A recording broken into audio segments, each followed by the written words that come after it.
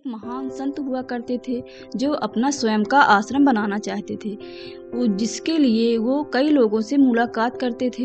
एक जगह से दूसरी जगह यात्रा के लिए जाना पड़ता था। इसी यात्रा के दौरान उनकी मुलाकात एक साधारण सी कन्या विदुषी से हुई। विदुषी ने उनका स्वागत किया और संत से कुछ समय कुटिया में रुककर आराम करने की याचना की। संत उसके मीठे व्यवहार से प्रसन्न हुए और उन्होंने उसका आग्रह स्वीकार कर लिया। विदुषी ने संत को अपने हाथों का स्वादिष्ट भोजन कराया और उनके विश्राम के लिए खटिया पर एक दरी बिछा दी और खुद फर्श पर टाट बिछाकर सो गई।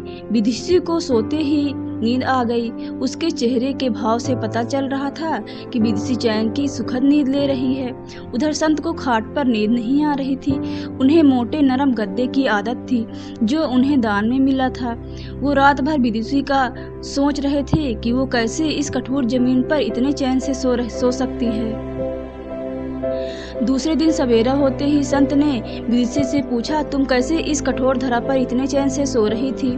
तब उसने बड़ी सरलता से उत्तर दिया, हे गुरुदेव, मेरे लिए मेरी ये छोटी सी कुटिया एक महल के समान ही भव्य है। इसमें मेरे श्रम की महक है। अगर मुझे एक समय भी भोजन मिलता है तो मैं खुद को भाग्यशाली मानती हूँ। जब दिन भर के कार्यों के बाद मैं इस धरा पर सोती हूँ तो मुझे माँ की गोद का आत्मीय एहसास होता है। मैं दिन भर के अपने सत्कर्मों का विचार करते हुए चैन की नींद सो जाती हूँ। मुझे एहसास भी नहीं होता कि मैं इस कठोर धरा पर हूँ। यह सब बात सुनकर संत जाने लगे। तब विदुषी ने पूछा, हे गुरुवर, क्या मैं भी आपके साथ आपके आश्रम के लिए धन एकत्र करने चल सकती हूँ?